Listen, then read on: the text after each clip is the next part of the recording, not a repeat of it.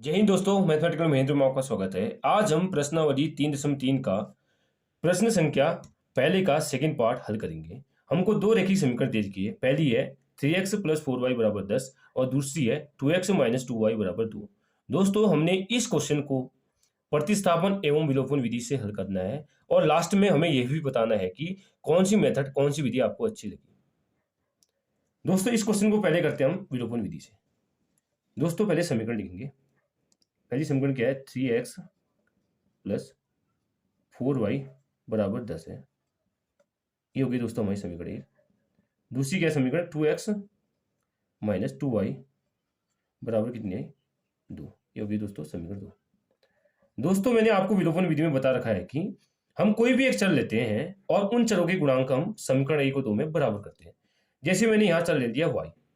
यहाँ y का गुणांक कितना है दोस्तों? 4 है, लेकिन यहाँ y का गुणांक कितना है? 2। यानी हमको y का गुणांक यहाँ 4 बनाना है। तो कैसे बनाएंगे दोस्तों? जब हम समीकरण 2 को 2 से गुणा करेंगे तब ये कितना बन जाएगा? 4y बन जाएगा। जब ये 4y बनेगा तो ये इससे ये कट जाएगा जोड़ने पर। चलो दोस्तों करते हैं। यानी हमने क्या करा है, समीकरण 2 को 2 से गुणा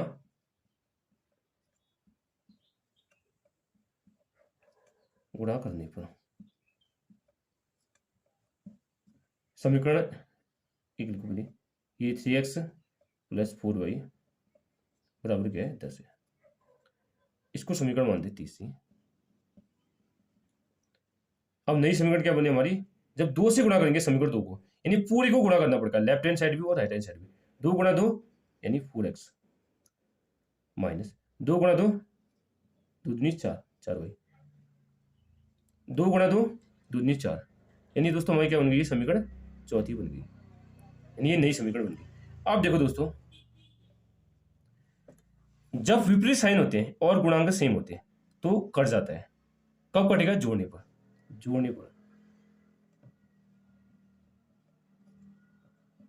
दोस्तों, जब हम समीकरण 3 और 4 को जोड़ेंगे तो ये कट जाएगा और ये दोनों, ये और ये जुड़ जाएंगे।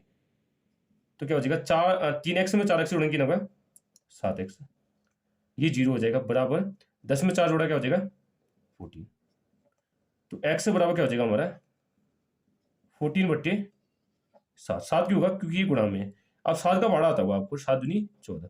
तो x का मान क्या आ गया दोस्तों? हमारा 2 आ गया।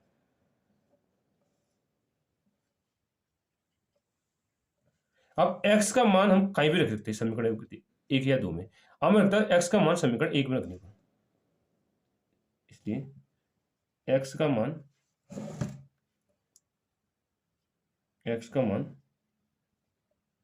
समीकरण कहाँ रखने पर? 1 में रखने पर।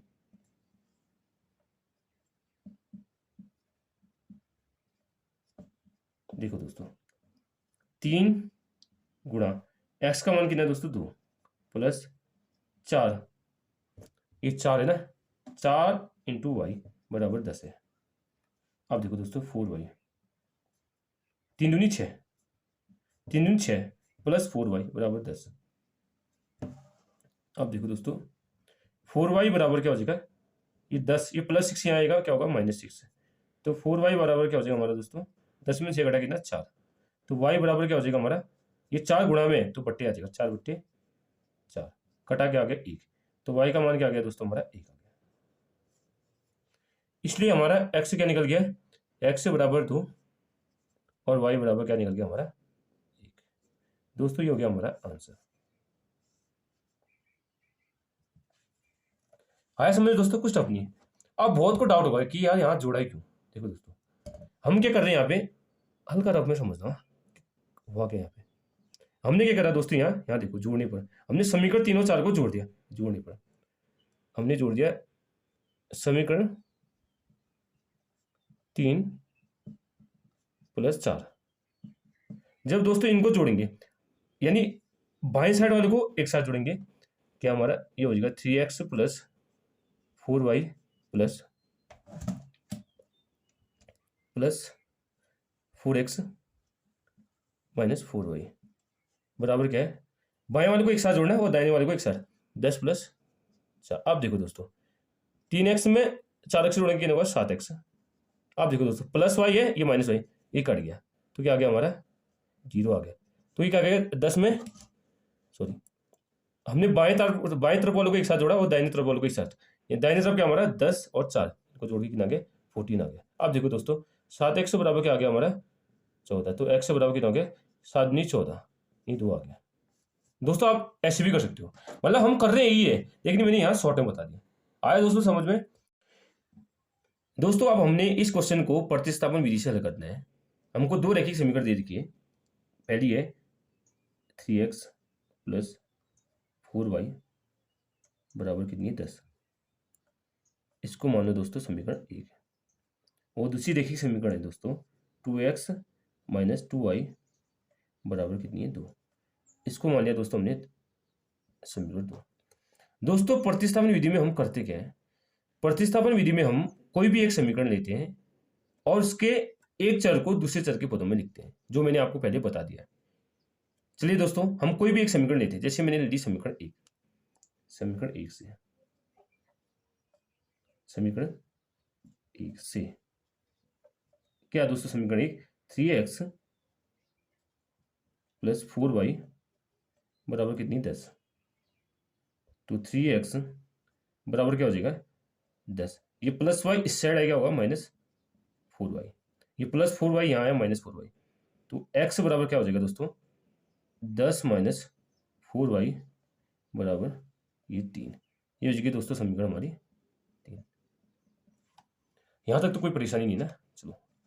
चलिए अब इसके आगे करते हैं। अब दोस्तों हम नेक्स्ट स्टेप में क्या करते हैं, समीकरण 3 से x का मान समीकरण 2 में रखते हैं। समीकरण 3 से x का मान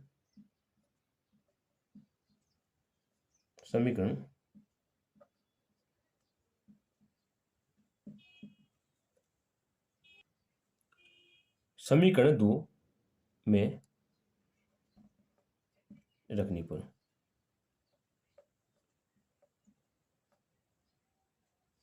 चलिए दोस्तों 2 में रखते हैं। 2 x का मान क्या है दोस्तों 10 माइनस 4y बट्टी 3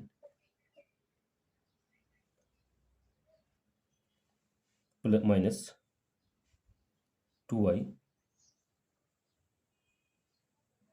बराबर क्या है 2 है। यानी हमने x का मान कहाँ रखा है समीकरण 2 में, यानी x की जगह हमने ये रख दिया। अब इसको हल करते हैं।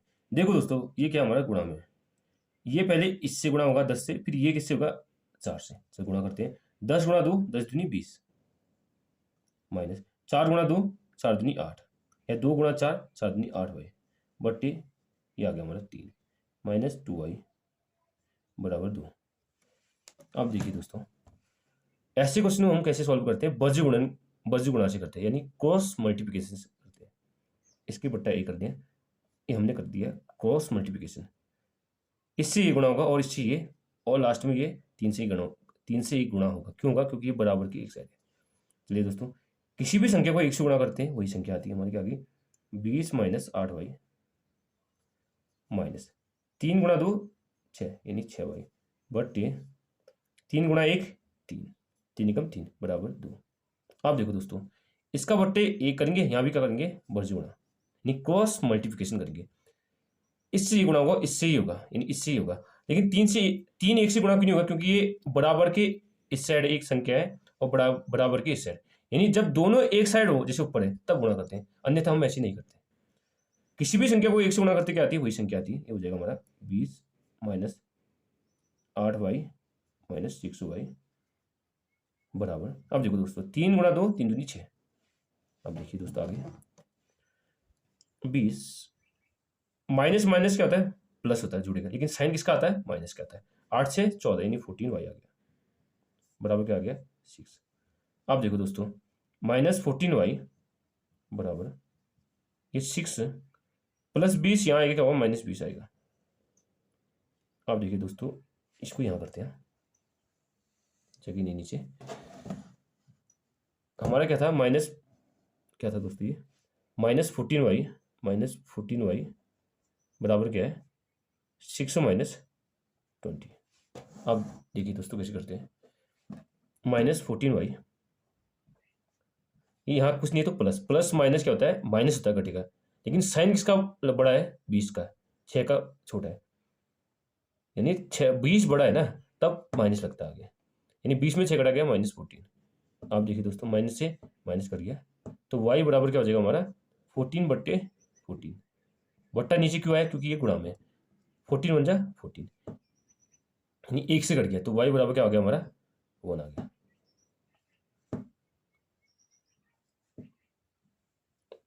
अब y का मान कहाँ रखते हैं दोस्तों, हम समीकरण 3 में रखेंगे और x का मान निकलेगा। y का मान समीकरण 1 2 3 में रखने पर, दोस्तों हम 3 में क्यों रख रहे हैं, क्योंकि हमको x चाहिए, तो x बराबर क्या हो जाएगा, 10 - 4 गुणा y कितना है, हमने अभी निकाला है 1/3। अब देखिए दोस्तों, x बराबर 10 - 4 एकम 4/3, तो x बराबर हो गया 10 में से 4 घटाए 6, 6/3। तो x का मान क्या गया दोस्तों, 3 दूनी 6, यानी 2 आ गया। इसलिए हमारा फाइनल आंसर क्या आ गया, इसलिए x कितना आ गया हमारा 2 और y कितना आ गया हमारा 1। दोस्तों ये हो गया हमारा आंसर हो गया। दोस्तों आपने देखा होगा कि प्रतिस्थापन विधि हमारी लॉन्ग मेथड है, लॉन्ग विधि है, और विलोपन विधि से हम इजीली आंसर निकाल लेते हैं। तो आप दोस्तों समझ सकते हैं कि कौन सी मेथड अच्छी है। हमारे हिसाब से तो, मेरे हिसाब से तो अविलोपन विधि प्रतिस्थापन विधि से शॉर्ट है, क्योंकि वहाँ इजीली हम एक चर के गुणों को सेम करें और काट के सीधा आंसर निकाल देते हैं। लेकिन यहाँ कितना स्टेप करना पड़ रहा है हमको, बहुत सारे स्टेप फॉलो करने पड़ रहे हैं। इसलिए हम बोल सकते हैं कि विलोपन विधि सबसे अच्छी विधि है और बेस्ट विधि है, और हमें इसको ही फॉलो करना चाहिए। लेकिन हमको प्रतिस्थापन विधि भी आनी चाहिए। अगर एग्जाम में हमसे पूछ दिया कि प्रतिस्थापन विधि से करो, तो उसमें हम कैसे करेंगे अगर हमको आएगा नहीं। तो दोनों विधि अच्छी है, लेकिन दोनों विधि में सबसे बेस्ट विधि कौन सी है, विलोपन विधि। चलिए दोस्तों आज यहीं तक करते हैं, कल इसके आगे नेक्स्ट क्वेश्चन करेंगे। अगर वीडियो पसंद आए तो वीडियो को लाइक कीजिए, चैनल पर नहीं हो तो चैनल को सब्सक्राइब कीजिए, और कमेंट में बताने कि आपको वीडियो कैसी लगी। Thank you, have a nice day.